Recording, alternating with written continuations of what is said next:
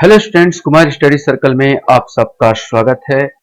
Hostel अधीक्षक के paper को आगे बढ़ाते हुए आज मैं बाल मनोविज्ञान से संबंधित व्यक्तित्व की अवधारणा, ये मेरा पार्ट 2 होगा। इससे पहले जो बच्चे मुझसे अभी भी जुड़ रहे हैं उनको बता देना चाहता हूं, मैं हॉस्टल अधीक्षक में कम से कम 30-35 वीडियो अपलोड कर चुका हूं जो आपके लिए परीक्षा उपयोगी होगा। अगर आप मेरे पुराने वीडियो को देखना चाहते हैं तो मेरे चैनल के प्लेलिस्ट में जाइए, जो कि हॉस्टल अधीक्षक 2024 वाला प्लेलिस्ट दबाकर सारे वीडियो को देख सकते हैं। तो चलिए देर न करते हुए एक एक क्वेश्चंस को सॉल्व करने की यहां पर हम लोग कोशिश करते हैं। पहला क्वेश्चन आपके पास आता है, व्यक्तित्व स्थायी समायोजन है पर्यावरण का जीवन के साथ, प्रकृति के साथ, सभी के साथ। बिल्कुल कॉमन क्वेश्चन था, तो आपका जवाब सही होगा, ये सभी के साथ। व्यक्तित्व में केवल आपका बाहरी रूपरेखा नहीं होता बल्कि आंतरिक होता, आपका पर्यावरण है, आपकी संस्कृति, आपका सामाजिक है, ये सारे के सारे योग को ही हम लोग क्या कहते हैं व्यक्तित्व। केवल आपका रूपरेखा नहीं होता, केवल मुखौटा नहीं होता। यहां पर दूसरा क्वेश्चन आपके पास आता है, एक बालक के व्यक्तित्व को मापने की सर्वाधिक व्यक्तिनिष्ठ विधि कौन सी है, ये आपको बताना है। प्रक्षेपी विधि, साक्षात्कार विधि, प्रश्नावली विधि, समाजनीति विधि, इसमें से आपको बताना है कि सबसे ज्यादा व्यक्तिनिष्ठ विधि कौन सी है। सही आंसर सबसे ज्यादा व्यक्तिनिष्ठ विधि ये प्रश्नावली विधि होगी। देखो, प्रक्षेपी विधि होती है जैसे कोई दाग धब्बे चित्र बता दिया जाए, बच्चे को बोला जाए बताओ आपको क्या दिख रहा है, ये सब प्रक्षेपी विधि के अंतर्गत आता है। साक्षात्कार विधि में यह होता है कि साक्षात्कार में एक व्यक्ति सामने बैठा है, उसके सामने कुछ व्यक्ति बैठे हैं या अकेले बैठे, आप उससे क्वेश्चन पूछ रहे हैं। इसमें इस व्यक्ति का हीन भावना आ सकता, गलत जवाब भी दे सकता है, यह व्यक्तिनिष्ठ नहीं भी रह सकता। समाजनीति विधि में भी इसी प्रकार का होता है जिसमें व्यक्तिनिष्ठ नहीं रहता। प्रश्नावली विधि क्या है, जैसे आपके पास जो मैं बोल रहा हूं यार, ये सिंपल सा आपके पास जा रही है, तो प्रश्नावली है कि आपके सामने कुछ क्वेश्चंस लिखे हुए हैं। अगर मान लीजिए आपने गलत जवाब दिया तो मन ही सोच लिया आपने, अरे यार मुझसे तो गलती हो गया, मेरे थोड़ी बताने आ रहे हो कि मुझसे गलती हो रहा।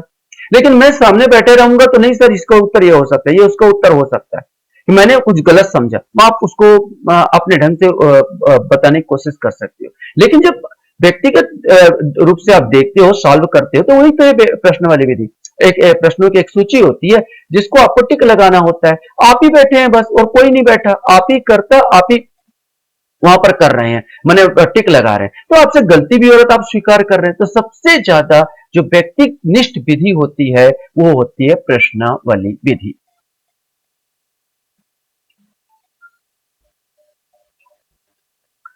क्वेश्चन हमारे सामने यहां पर आता है, प्रासंगिक अंतर्बोध परीक्षण TAT व्यक्तित्व को मापने की एक आपको बताना है कौन सी विधि है।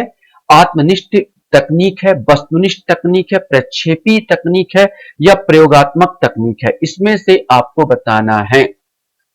सही आंसर सी आएगा, ये प्रक्षेपी तकनीक है। ये प्रासंगिक अंतर्बोध परीक्षण टेट की बात करते हैं। हेनरी मरे एक अमेरिकी मनोवैज्ञानिक ने प्रासंगिक अंतर्बोध परीक्षण का निर्माण किया था। इस परीक्षण में प्रतिभागियों को अस्पष्ट चित्र परीक्षण सामग्री दी जाती है, व्यक्ति के हितों, दृष्टिकोणों, अवलोकन शक्ति, विचार को व्यक्त करता। मतलब एक छोटा सा अस्पष्ट चित्र, शाही का धब्बा दे, आपको क्या दिख रहा है। अगर कोई व्यक्ति होता है, कोई हिंसक होता है तो उसको हमेशा मारपीट वाला नजर आता है, कोई देशभक्ति होता है तो उसको झंडा नजर आता है। तो जैसा जैसा उसके अंदर का चीज होती है, तो इसी को बोलते हैं प्रक्षेपी तकनीक। तो टेट सबसे पहले जो विकास किया था, हेनरी मरे ने इसका विकास किया था। क्वेश्चन से 16 पीएफ परीक्षण खालिस्तान पर आधारित है, आपको यह बताना है। आइजेनिक सिद्धांत पर, कैटल के सिद्धांत पर, आलपोर्ट के सिद्धांत पर, उपरोक्त में से कोई नहीं। सही आंसर ये कैटल के सिद्धांत पर आधारित है। 16 पीएफ जो होता है, ये 16 पीएफ की जो खोज की थी, यहां पर जो पीएफ परीक्षण की जो खोज की थी, रेमंड बी कैटल ने की थी। सभी ये कहते हैं सभी व्यक्तियों की 16 व्यक्तिगत कारक होते हैं, 16 व्यक्तिगत कारक पाए जाते हैं, जिसमें अमूर्तता, आशंका, प्रभुत्व होता है, संवेगात्मक स्थिरता होता है, आजीविका होता है, परिवर्तन के लिए खुलापन होता है, और पूर्णतावाद होता है, विशेषाधिकार होता है, नियम चेतना होता है, तर्क होता है, आत्मनिर्भरता, संवेदनशीलता, सामाजिक साहस, तनाव, सतर्कता और गर्मजोशी। इसी के 16 पीएफ परीक्षण के आधार पर इन लोग निकालते हैं। तो कैटल का ये सिद्धांत है। व्यक्तित्व मापन की प्रासंगिक अंतर्बोध परीक्षण टेट का निर्माण किसने किया था? अगर आपने मेरा लेक्चर सुना होगा तो आसानी से इस क्वेश्चन को बता सकते हो कि अमेरिकी मनोवैज्ञानिक हेनरी मरे ने इसका आविष्कार किया था। एक बोला जाए तो चित्र टाइप का होता है, चित्रात्मक होता है, भावनात्मक होता है यहाँ पर, और उसके आधार पर आप जान सकते हो कि यह है क्या चीज यहाँ पर। तो ये सिंपल सा चीज है यहाँ पर। ये टेट पहले बता दिया था कि इसका जो हेनरी मरे 1930, और बता दूं तो 1930 में इसका आविष्कार हुआ था। ये चित्र व्याख्या तकनीक हेनरी बोलते हैं। हेनरी मरे और क्रिस्टीन डी मॉर्गन ये दोनों को जाता है। क्रिस्टीन डी मॉर्गन ये दोनों को जाता है। टेट माने थीमेटिक एप्रिसिएशन टेस्ट बोलते हैं। थीमेटिक एप्रिसिएशन टेस्ट के नाम से इसको जाना जाता है। क्वेश्चन हमारे सामने यहाँ पर आता है। MIMPI एक परीक्षण है जिसका उपयोग निम्न में से किसको नापने के लिए किया जाता है? वैसे तो आप जान रहे हैं कि व्यक्तित्व का परीक्षण हो रहा है तो ये व्यक्तित्व से संबंधित ही होगा, तो आप आंसर तो जरूर लगा देंगे। तो ये सही आंसर भी आएगा, ये व्यक्तित्व होगा। वास्तव में MIMPI मिनसोटा बहुभाषी व्यक्तित्व परीक्षण बोलते हैं इसको, मिनसोटा बहुभाषी व्यक्तित्व परीक्षण। इसमें क्या होता है, आपको ऑप्शन देगा, जैसे कहीं पर लिखा ऐसे ही प्रश्नावली तक सत्य है, आप इसकी जानकारी, ये सत्य है, आप क्या समझते हैं किसी के बारे में, ये असत्य है, ये पता नहीं, ऐसे करके लिखा रहता है। भाई हमको पता नहीं है, जानकारी का अभाव, ऐसे करके कभी कभी आपने देखा होगा कि जानकारी का हमें क्या है, अभाव है, बता नहीं सकते ऐसे करके दिया जा सकता है आपके क्वेश्चन, जिसमें आपको टिक मार्क लगाना रहता है। तो इसी को बोलते हैं MIMPI। MIMPI तकनीक मिनसोटा बहुभाषी व्यक्तित्व परीक्षण कहा जाता है।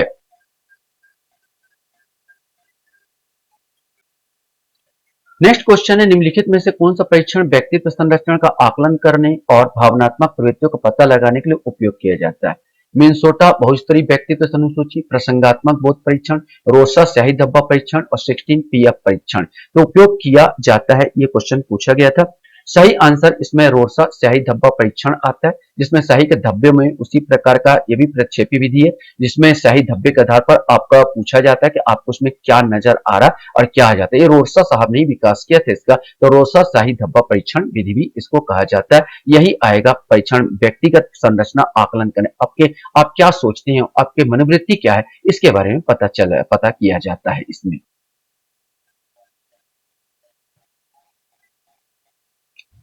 क्वेश्चन हमारे सामने, किसके अनुसार व्यक्तित्व व्यक्ति के गुणों का समन्वित रूप है?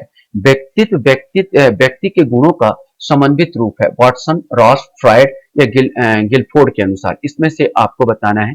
सही आंसर इसका डी आएगा, गिलफोर्ड के अनुसार। किसके अनुसार व्यक्तित्व जन्मजात एवं अर्जित प्रवृत्तियों का योग है? वाटसन, वैलेंटाइन, फ्रायड या आल्पोर्ट, इसमें से आपको बताना है। सही आंसर इसका बी आएगा, वैलेंटाइन का ये वक्तव्य है।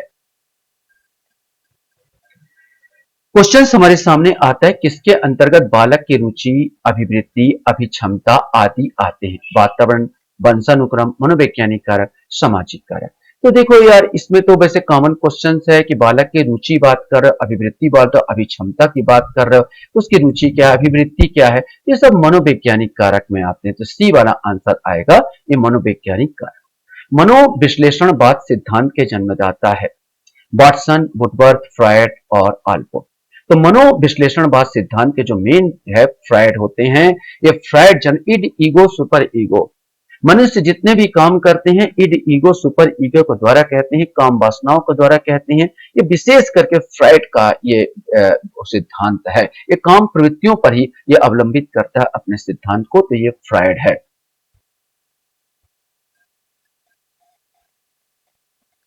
क्वेश्चंस हमारे सामने आता है, मनोविश्लेषणवाद ने व्यक्ति के जीवन के कितने वर्ष व्यक्तित्व निर्माण में महत्वपूर्ण माने हैं? प्रारंभिक 1 वर्ष, प्रारंभिक 5 वर्ष, प्रारंभिक 10 वर्ष, प्रारंभिक 15 वर्ष। सही आंसर इसका बी आएगा, प्रारंभिक 5 वर्ष। प्रारंभिक 5 वर्ष में आप बच्चे को जो सिखाना चाहते हो, जो बनाना चाहते हो, बना दीजिए। इसके बाद मुश्किल हो जाता है। तो मनोविश्लेषण बात कहते हैं कि प्रारंभिक 5 साल का ही जो है, जो आप बच्चों को सिखाना चाहते हो, जैसा आपको ज्ञान देना है, वो सारी चीज आप यहां पर दे सकते हैं।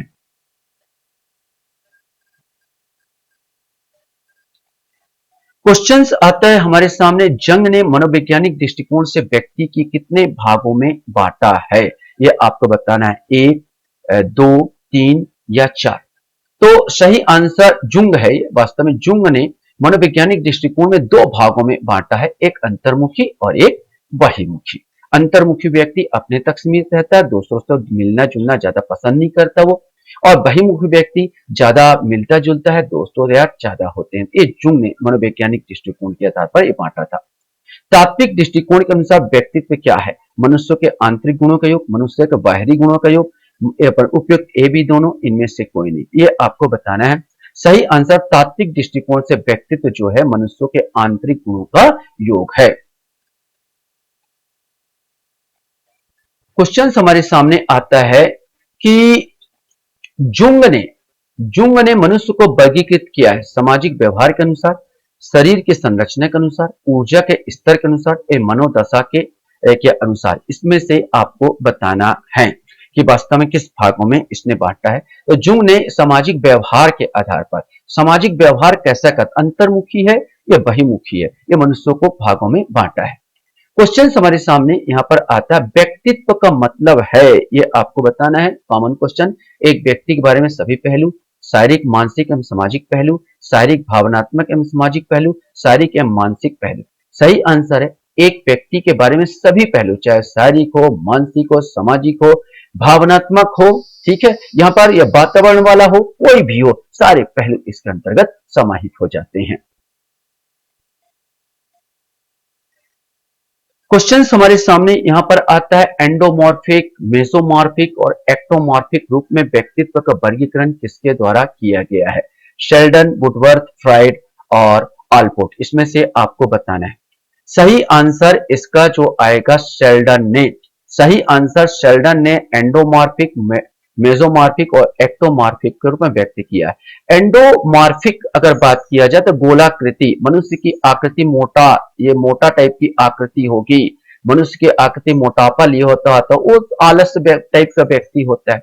मेसोमॉर्फिक होता है तो संतुलित होता है व्यक्ति, ना मोटा होता है ना छोटा होता है, माने एक संतुलित होता है, तो साहसी टाइप की प्रवृत्ति हो जाती है।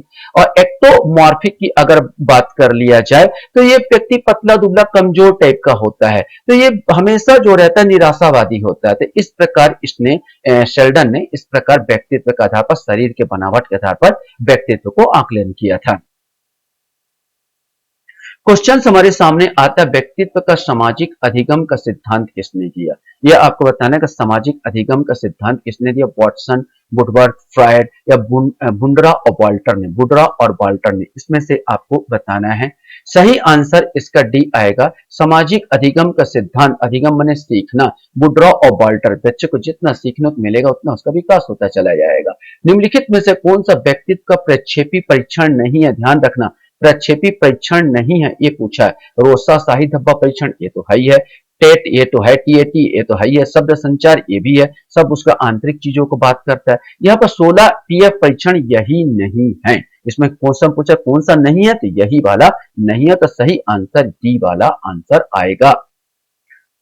क्वेश्चन हमारे सामने आता है, लास्ट क्वेश्चन, व्यक्तित्व में बुद्धि में वंशानुक्रम की भूमिका होती है? महत्वपूर्ण भूमिका, नाम मात्र की भूमिका, आकर्षक भूमिका, उपरोक्त में से कोई? ये जरूर है कि होती है, व्यक्तित्व बुद्धि और वंशानुक्रम की भूमिका होती है, लेकिन नाम मात्र की भूमिका होती है। बाकी तो व्यक्तित्व मनुष्य बना सकता है, जन्मजात होता है, बहुत कम प्रभाव पड़ता है जन्मजात का, वातावरण उसको बनाता है, वो खुद बनाता है, अर्जित है, ये बोला जाए तो हम उसको विकास कर सकते हैं। तो सही उत्तर आएगा नाम मात्र की भूमिका। आशा करता हूं ये वीडियो भी आपको अच्छा लगा होगा। वीडियो वॉच करने के लिए धन्यवाद। Thank you very much.